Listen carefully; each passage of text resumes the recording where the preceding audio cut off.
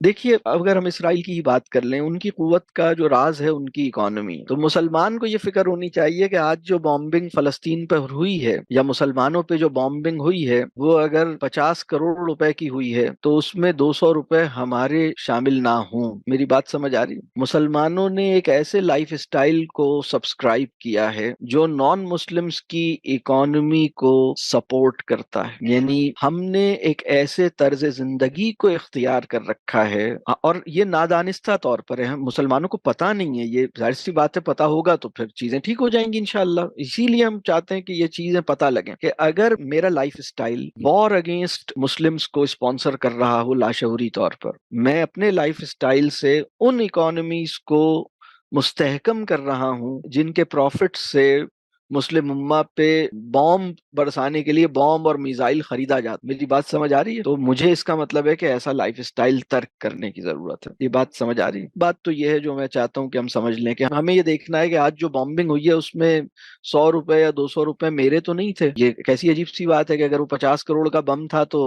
100 روپے میرے تو نہیں تھے۔ اس کا مطلب یہ ہے کہ پروڈکٹس جن کا میں عادی ہوں اس سے جو پیسے ان اکانومیز کو پہنچتے ہیں، یہ میں اس کو سمجھوں۔ تو ایک بات تو یہ ہو گئی، یہ بات ایک لیول پر ہے کہ ہمارا لائف اسٹائل ان کی اکانومیز کو لاشعوری طور پر نادانستہ طور پہ مستحکم کرنے کا سبب نہ بن جائے۔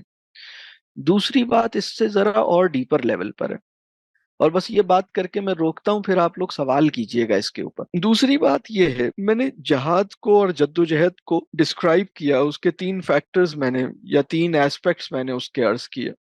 یہ بہت ہی ایک سمپل سی ڈسکرپشن ہے، اور آپ یہاں ماشاءاللہ علماء کرام اور بہت قابل لوگ موجود ہیں، وہ اس سے زیادہ اس کو انشاءاللہ واضح بھی کر سکتے ہیں۔ میں نے اس میں ایک بات یہ عرض کی کہ قربانی دینا آسان ہو جائے، مطلب آپ اپنے کاز کے لیے، یہ میں ایک بات کر رہا تو ایک بات یہ سمجھیے کہ ہماری لائف جتنی لگژریس ہوگی، قربانی اتنی مشکل بھی ہوگی اور اتنی زیادہ بھی دینی پڑے گی۔ مثال کے طور پر دیکھیے، میں طالبان کی ایک ایگزامپل دے رہا ہوں، یہ حالیہ ایگزامپل، اس سے یہ مراد نہ لی جائے کہ 100% اس آئیڈیالوجی سے الائنڈ ہوں، یہ ضروری نہیں ہے، مطلب ان کا اپنا ایک مزاج ہے، ان کا اپنا ایک ذوق ہے، ان کا اپنا ایک طریقہ کار ہے۔ میں صرف ایز اے کیس اسٹڈی یہ بات کر رہا ہوں کہ افغانستان نے کیا کیا، 3 سپر پاورز کو افغانستان نے شکست دی ہے۔ یہ بہت سے لوگ سمجھتے ہیں کہ 2 کو دی ہے، 2 کو نہیں دی۔ بر صغیر میں جب یورپی اقوام آئیں، اور آپ کے علم میں ہے کہ یورپ جس کو ہم بہت ترقی یافتہ اور سویلائزڈ سمجھتے ہیں، لیکن انہوں نے پوری دنیا میں قتل و غارت گردی اور لوٹ مار کی ہے،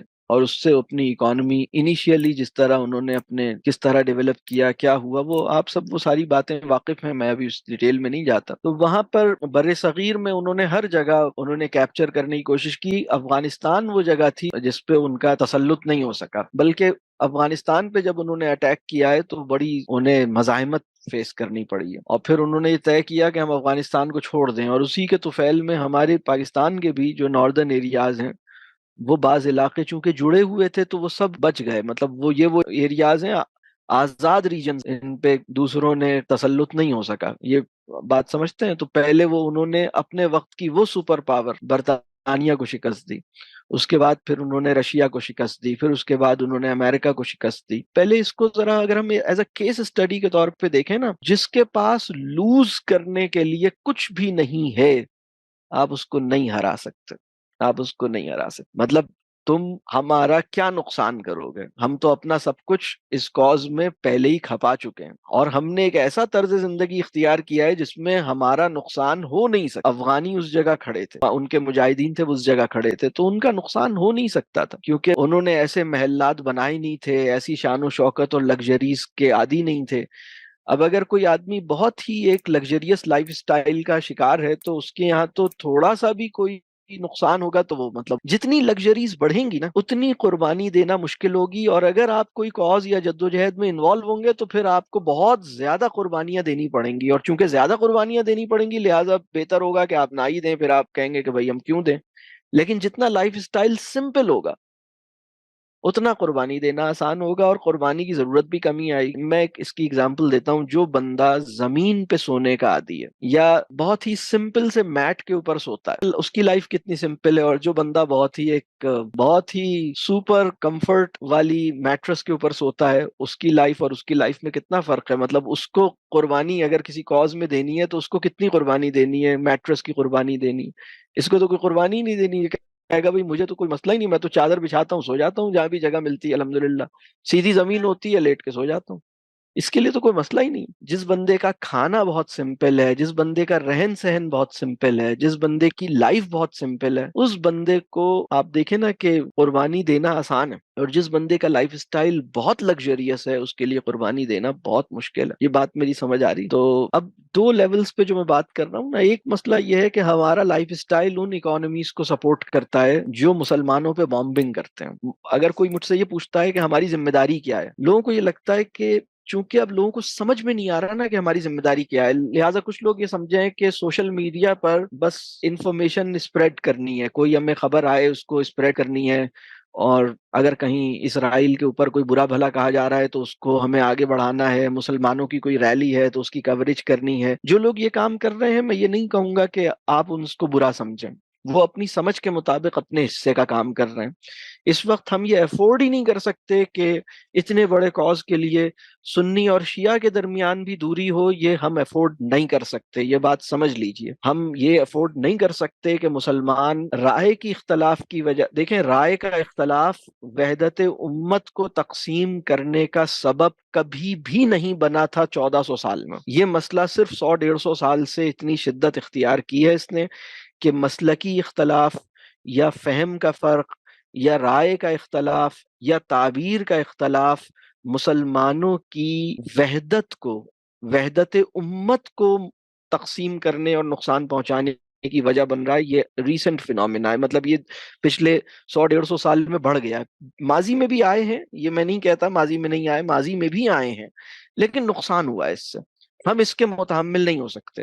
حماس کی مثال ہمارے سامنے ہے کہ ہمیں محسوس ہوتا ہے کہ یہ متحد ہیں اور مختلف اسکول آف تھاٹس اور مختلف مسلک کے لوگ ایک کاز کے لیے جمع ہو گئے ہیں، الحمدللہ یہ اچھی بات ہے، یہ بہت پازیٹیو سائن ہے۔ تو ایک بات میں یہ درس کر رہا ہوں کہ ہماری ذمہ داری، بہت سے لوگ یہ سمجھتے ہیں کہ سوشل میڈیا پر ہو جائے گی یا ادھر ادھر شور کرنے سے یا جلوس نکالنے سے۔ جو لوگ یہ کام کر رہے ہیں اللہ انہیں ان کے اخلاص کی وجہ سے اس کا اجر دے گا، اور ان کاموں کے بھی کچھ نہ کچھ اثرات اور اس کا بھی اپنی جگہ کچھ نہ کچھ اثر اللہ پیدا کرے۔ لیکن میں یہ سمجھتا ہوں کہ جو زیادہ ڈائریکٹ مسئلہ ہے کہ ہمارا لائف اسٹائل ان کی اکانومی کو سپورٹ کرتا ہے، اور اس کو ہمیں، اگر ہم نے سارے محنت کی لیکن یہ مسئلہ حل نہیں کیا تو ہم تو ان کو انڈائریکٹلی سپورٹ کر رہے ہیں لاشعوری طور پہ۔ ایک تو مسئلہ یہ ہے، دوسرا مسئلہ یہ ہے کہ ہمارا لائف اسٹائل ایسا ہو گیا ہے کہ ہم کسی بھی ورتھ وائل کاز کے لیے قربانی دینے یا کسی جدوجہد میں کنٹریبیوٹ کرنے کے قابل ہی نہیں رہے ہیں۔ اگر میں ابھی یہ کہوں کہ مسلمانوں کو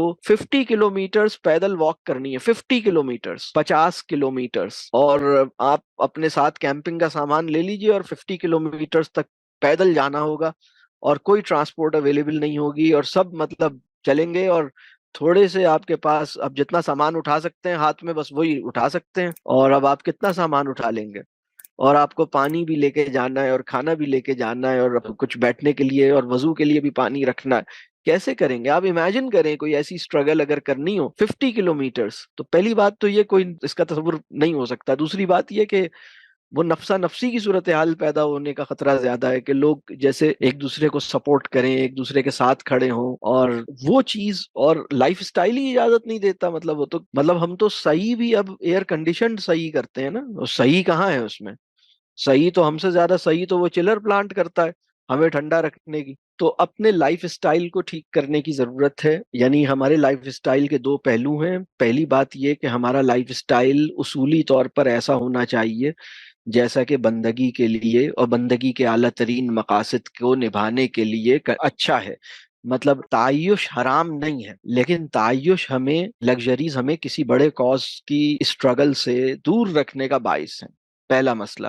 دوسرا مسئلہ یہ ہے کہ وہ ان اکانومیز کو انڈائریکٹلی سپورٹ کرتی ہیں جو مسلمانوں پہ بامبنگ کرتی ہیں، تو اس کو ہمیں ٹھیک کرنے کی ضرورت ہے۔ یہ بات سمجھ آ رہی ہے؟ تو ترک معصیت کے بعد ہجرت کا جو دوسرا لیول ہے وہ ترک عشرت ہے۔ ترک عشرت سمجھتے ہیں؟ عشرت کہتے ہیں لگژریز کو، کمفرٹ کو۔ انسان سمپل ہو، اپنے معاملات سمپل رکھے، اور اسی کے نتیجے میں اس کو، یعنی اس کی صحت مند ذہن اور صحت مند نفسیات، یہ بھی اس کے ساتھ وابستہ ہے، چیزوں کو سمپل رکھنے کے ساتھ۔